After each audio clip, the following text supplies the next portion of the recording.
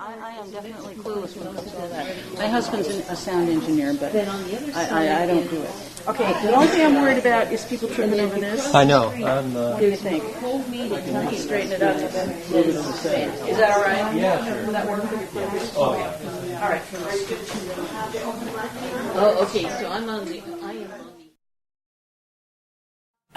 Jeannie Watson is a person and a poet who impresses me a lot.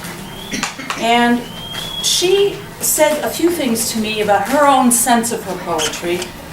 She said that the qualities that she would choose to describe her work are music, detail, color, and the presence of the human heart. I would echo that sincerely. I would also say that as I read a selection of her poetry, I felt a strong and clear intelligence that was informed by the heart, and an agile fluency with language and metaphor. And with these gifts, she looks unflinchingly at grief, ranging from the events that jump off the newspaper pages to the subtle shades that leave us marked but inarticulate. She looks with equal discernment at the whole spectrum of human experience, with a precision that's not removed and cold, but wholly engaged. Her work speaks strongly to me. Please welcome Jeannie Watson.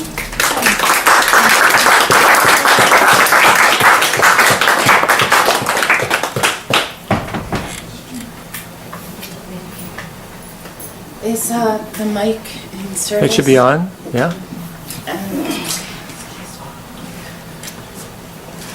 Most of all, can you hear me? Is it turned on? on. Doesn't sound like it. Okay. I want to thank Bill and his partner for opening this space for poetry. He perhaps could never know that myself and many others here have read in less than ideal situations, such as espresso bars. Shh, shh, during that tearful moment of your poem. Pool halls. I've read in pool halls. Clap, clap, clap. I've read in bars with a lot of drunks. To read here among books, among art, among friends, among lovers of books is such a privilege. I cannot express it more. So I thank you, Bill. And I thank you all for coming. It's hard to leave your house on a Sunday night. 8 o'clock is not the earliest time. And I thank you for coming here and opening yourself to whatever might happen in this room.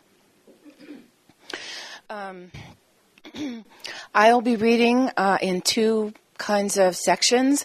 This evening, the first, I will be reading from The Journey of Lost Things, my chapbook that came out in, hello Alice, that came out in January. I was ill for some time at that period, so it is now that I'm able to read from The Journey of Lost Things. The Journey of Lost Things is not just about journeys or travel. They're not just travel poems, although some are.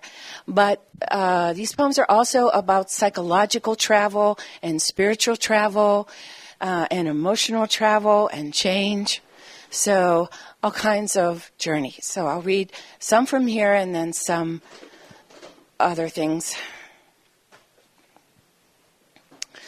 The first poem I'll read from is Toward Home. And this is from a larger manuscript I have actually now called The God of Pittsburgh, which, of course, like so many of us in this room, is looking for a proper home. There are two words in here that need clarification. One is morning, which will sound like morning, day, or night morning, but it will be mourning as in grief. The other is please, which will sound like please pass the heroin, but in fact, it will be Plea, as in making a plea, plural please.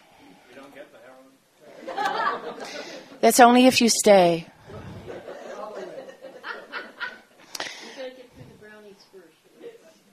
It's in the brownies. Toward home. We needn't take this journey, yet we do. Some take a breath to bring about expansion and fly or thunder or drone toward home. To a place or an idea of a place, to a woman in the doorway who looks like me or you.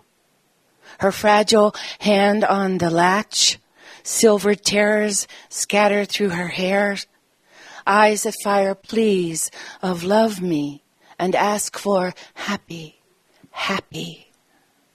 From that first footfall, there is the pantomime that casts no shadows toward the visited, toward the man who has your face or mine, whose silence gags the mouth with a cotton fist that even now, even in this tired lavender dusk, punches holes in our resolve to say a word or two of meaning. How many miles have we come, you or I, locked inside some vehicle of subliminal power, directed, always directed, toward this trampoline that springs us out again into a place more lonely than before, into this storm of fatal orphans. This is a journey one can take by turning round a telescope and peering down the fat end to where everything was smaller and now is again. How beautiful we are at nodding, at being sweet. We are miracles. Coming to find them, we find ourselves in those fading faces, our small, old selves. Here, at the end of the line, the last stop on the journey. The place we all began, this womb of resistance under God. That distant howling is the cry of longing of those that fly at times or take a train toward morning, toward the riddle that began our own lost questions.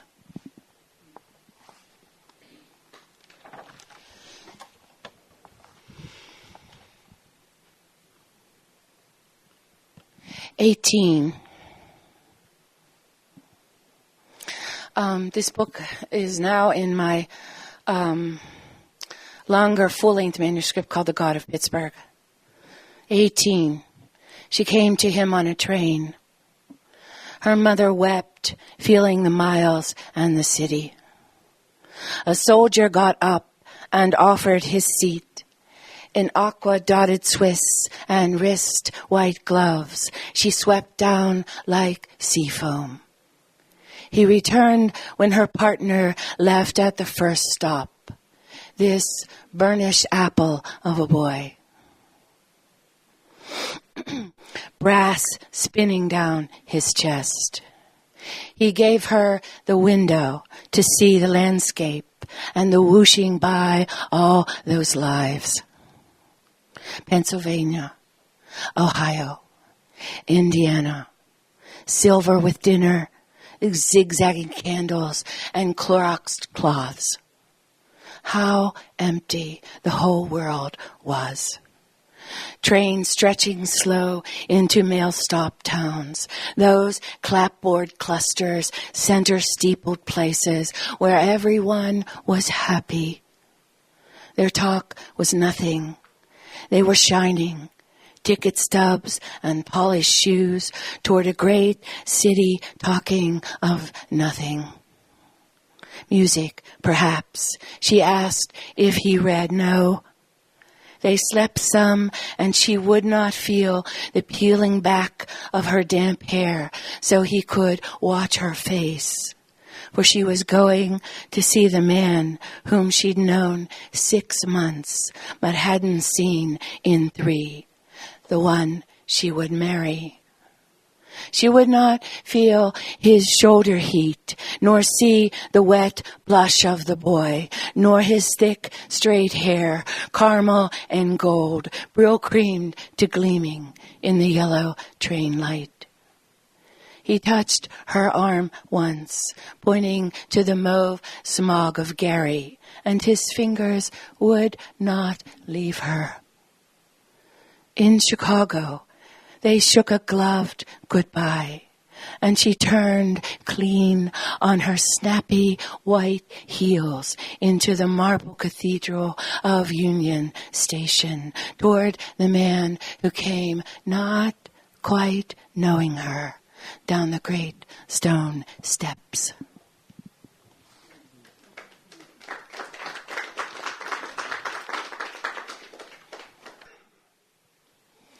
How my mind is like my car, dirty and filled with old music, stuff to be returned in the back, and way in the back, stuff for emergencies. Times I can't stop, times I'm burning up, times I am wounded. And maps, big books of small places with names I should remember and ones I can't forget. With a missing lighter so I can't light anything up. With mirrors so I can see how bad it is. And tiny lights in the dark to tell me whether I have enough to go on and whether I am slow or fast and how many revolutions per minute I am making, which is occasionally useful. And a slot for slipping a mood on for size, and a trash bag that keeps being filled but never emptied. How the garbage peeks over the top to remind me I waste a lot of what I use. And down on the bottom, all the debris I have collected accidentally, bits and sticks and pebbles from the places where I've been. And things beside to keep me busy at the stoplights, to keep me from thinking about where I'm going and how I'm going there. And rags in a small compartment when it gets too foggy to see. And a steering wheel for obvious reasons. And my favorite, reverse, so I can get the hell out of there. And junk. I forgot to talk about the junk. Plastic, glitter, useless pieces of lost gestalts, and a computer like a minute factory, humming a sound too high for me to hear. But as my father used to say about ugly cars, it gets me there and back.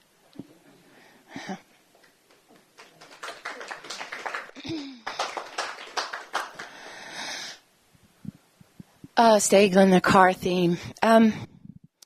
I'd say about 15 or 20 years ago, for most of my life, I wanted to write about a house that I saw when I went home to Pittsburgh to see my family.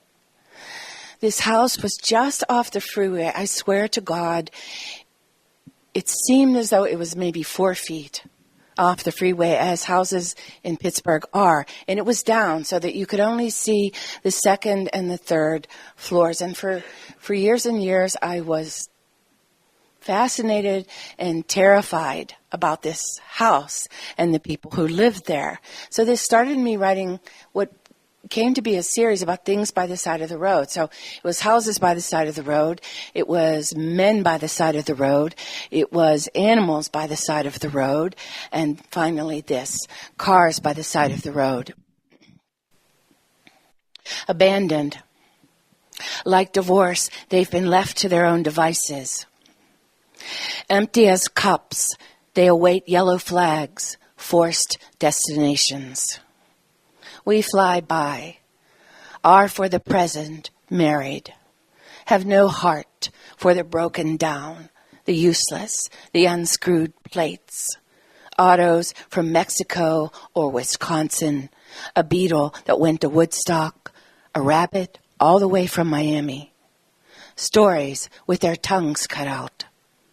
Empty wallets make early departure a reasonable solution.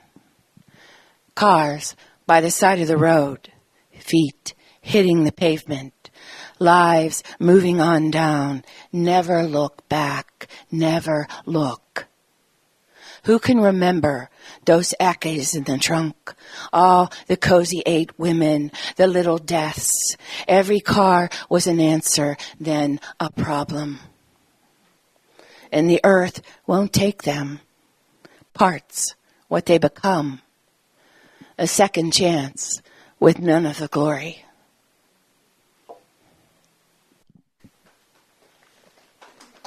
Thank you.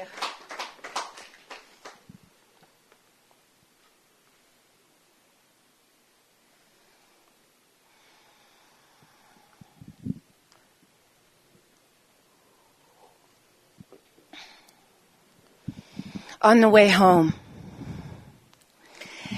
everything looks sad. The girl in the phone booth. There's Eve. I read your poem already for you. Oh. On the way home, everything looks sad. The girl in the phone booth, blue and white in the light. The man waiting for the bus, hunting through cold coins. The youths streaming from the modeling school in costumes and too much makeup. The bus pulls 3 or 4 faceless people out of the dark and into it.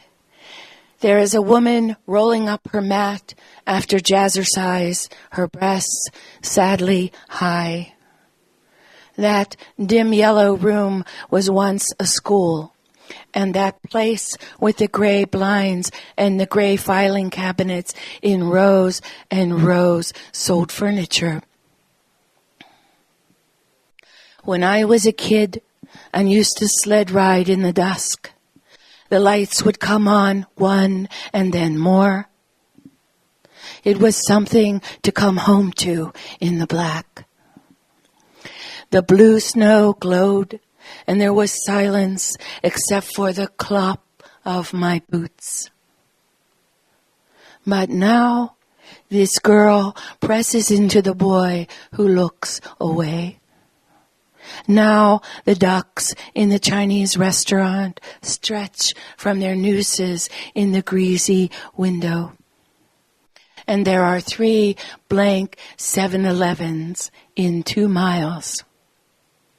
A woman pushes a gas nozzle into her car.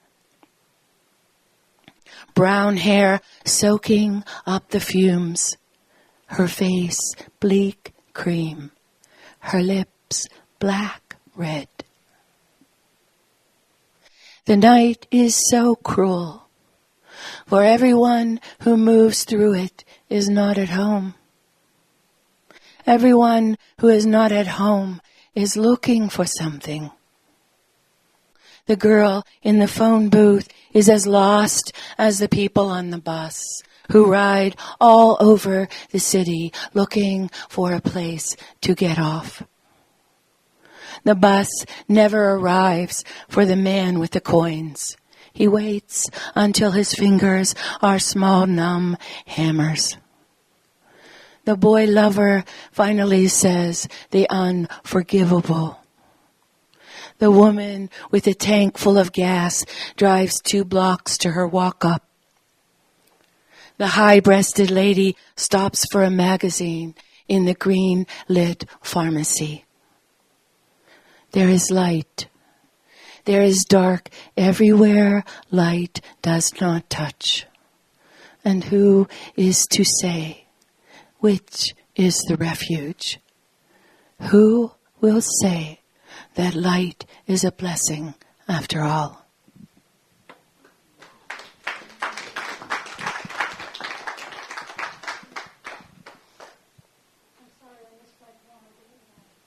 I'll give it to you. It's how my brain is like my car. And these next poems are just kind of all over the place and in time and in subject matter.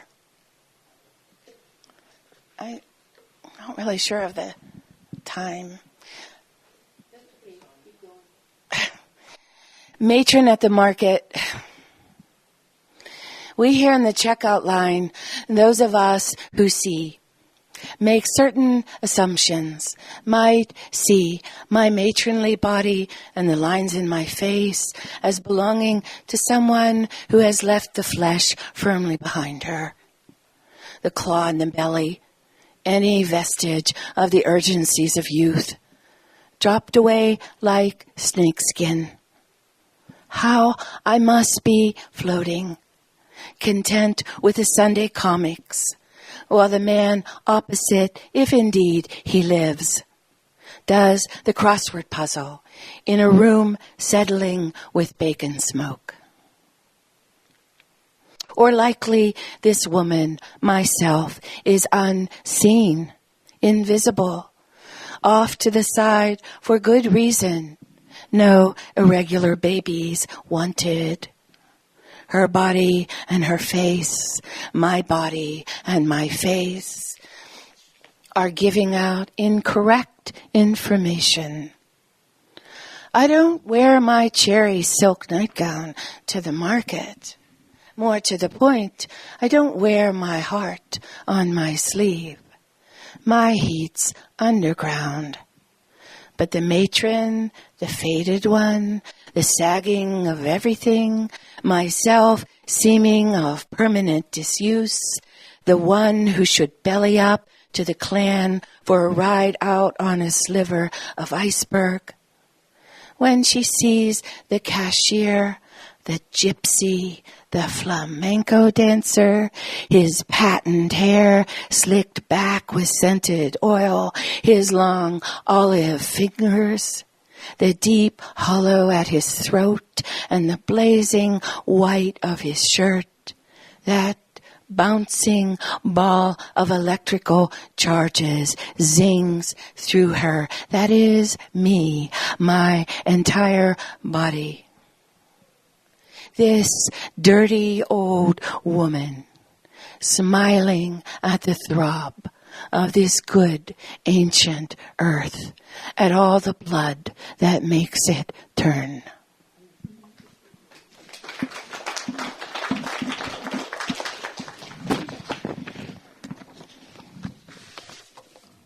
Eurydice, a retelling of this story. Eurydice, it was never me, Orpheus, you looked upon. It was my likeness sent ahead as your test, so that when you glanced, she was dispensed into flat darkness, while I remained across the river, waiting for some news of you. It was never me who was allowed to come, for I would have sung to you. I would have sung with my tender croaking, Orpheus, Orpheus, I am with you, I am with you. And you would have known our life was just ahead. But as it was my likeness who had the final sight of your glowing head, your winnowed back, just beginning to turn.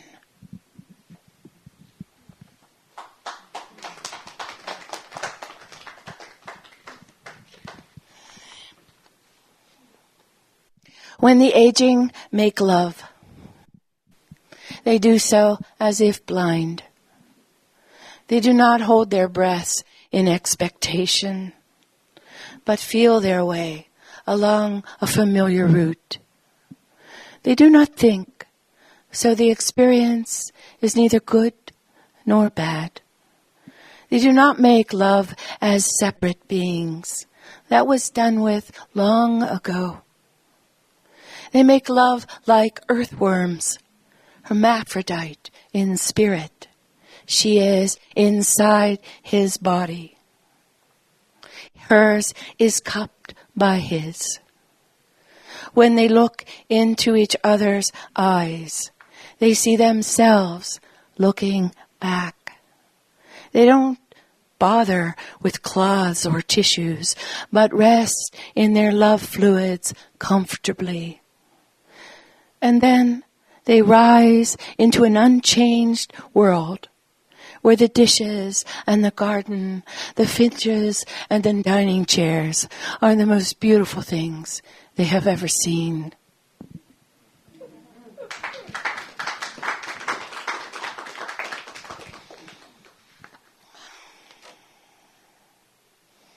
I have another chapbook, a newer chapbook, that is what I call spitting into the Grand Canyon, but it's out to contests. The name of this book is The King of Bees. It's a love story, kind of, sort of. And so you can imagine a bell curve, the magic and the whimsy and the discovery. This part. Going up, the commitment, the unity, the foreverness, and down the other side.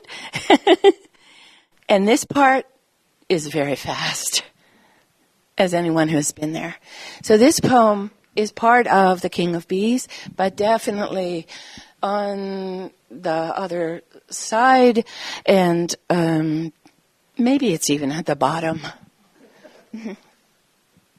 Temple. You've made of me a holy wreck, rusting car in a farmer's field, crosses sprouting like corn. From my lips you stole their amazed oh. From my arms their entanglements. From my breasts, the need to forbear. From my pelvis, its effervescence. And my legs won't walk me. And my feet are clubbed with all the impediments. I was locked up in you. Now, this terrible freedom. And I am falling as all the loosened are falling. We are falling toward the inevitable earth, which lusts for us more than anything. You were my king bee. Our honey you made in the hive of my body. And I melted slowly, waxen in your arms. You were my dragon slayer, lining them up in front of the fire. Together, we watched them die. You were my circus, with funny faces, and the tiger of your love. You were the dream I did not dream.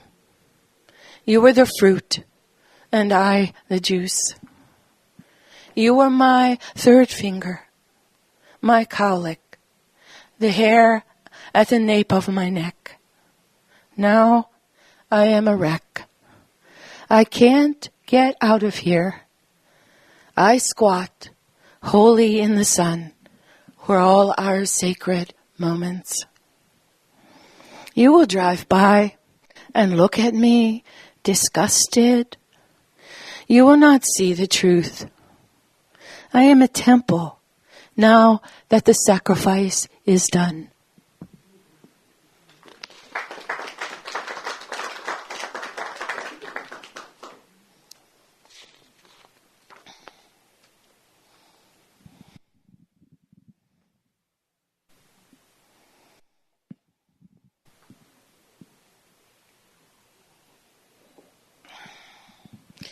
I'm sure most of the people in this room know the term borderline. In case you don't or might not, it refers to, there are a group of things in psychiatry called personality disorders. Probably the most famous of these is narcissistic personality disorder, and we all kind of know about that. borderline is maybe a little bit less known. Borderline personality disorder is usually a person who lives only the highest highs and the lowest lows. A person with explosive speech, a person who does not have good relationships with others, obviously. My mother in a book, reading a book on borderlines, I find my mother spinning with centrifugal force, her mouth spinning barbs against our unacceptabilities, our sins. I see her power, finally, to make or break us. She was God. You could plead for mercy, beg for grace. But early on we learned there would be no understanding. Catastrophize small matters, the book says. And I remember her rocking the house if we stayed out too late with a boy. Inappropriate relationships, the book informs. And I remember her talking late into the night about my father, about men and what they wanted. I see her beautiful green eyes glittering, waiting for us to finish our little ideas. Unstable relationships, and I think of how I described the house as the one with live wires hanging from the ceiling and landmines rolling around the floors. Was she unloved? She never talked about her childhood, except that only when she was sick, she'd said, was her mother kind to her. So I can understand her not loving us. But the rage, the house swimming in rage, that's what gives me pause. She longed to be a child. Maybe that's where it came from.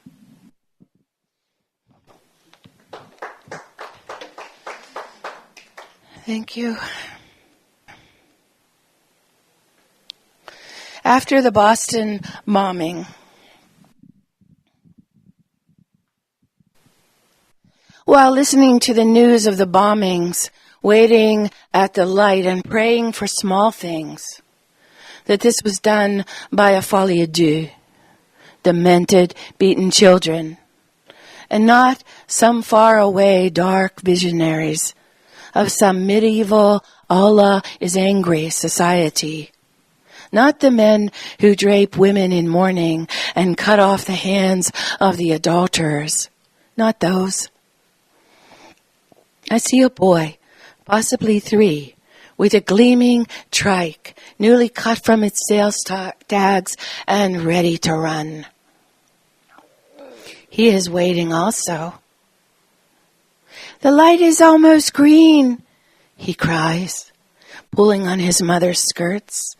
He points and jumps from left to right, almost green, not thinking of bombs, of death, dismemberment, of never forgetting.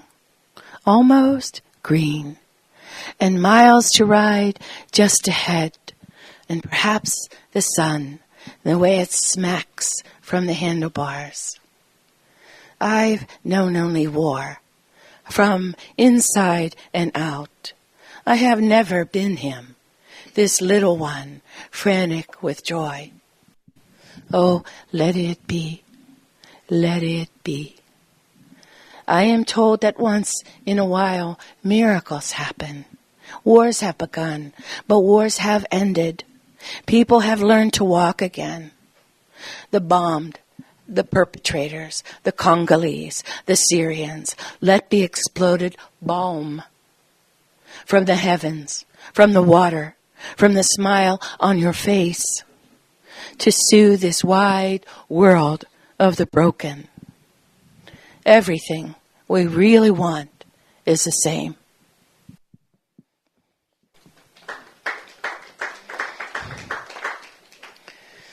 Last poem.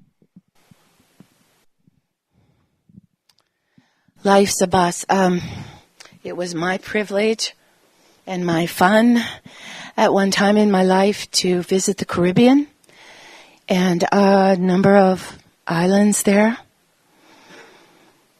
And I have never been able to let go of the spirit of these people and the sound of their speech. It's just there, like some kind of core thing inside me. And so this poem is a bit of a tribute to them, or maybe just echoes of them. Life's a bus. Bossa nova lambada. It's another time. Life's a bus swaying through the tropics. Lowline, a flowered scarf, her brown skin undone. Oh, look at the heat, melting the fronds, swishing against the windows, splitting the wine vinyl seats. I can see her thigh, worth waiting for. Jimmy's not smoking today, all out of coins, but not a nice clean shirt, wet against his old hot chest like a baby blanket. We're locked in, going to work, swaying. No driver, his day off, don't need him anymore. Need a rain so big it'll break this bucket, flood the dirty floor of Neba's cook kitchen, the potties a-floating. We could all rise up, raft ready at the front door like Noah. We could sail off and wait for the sky to dry.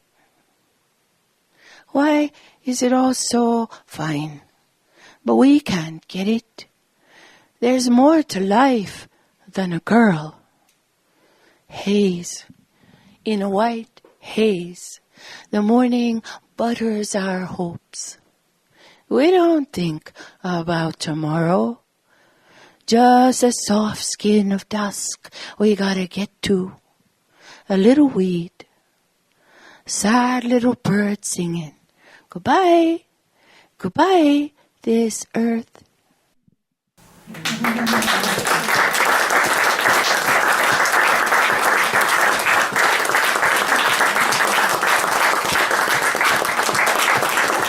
Thank you very much. Thank you for being here.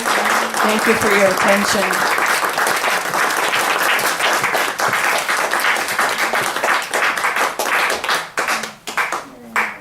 Thank you, Jeannie. Thank you so much. Wow. My breath is taken away, and I am not surprised.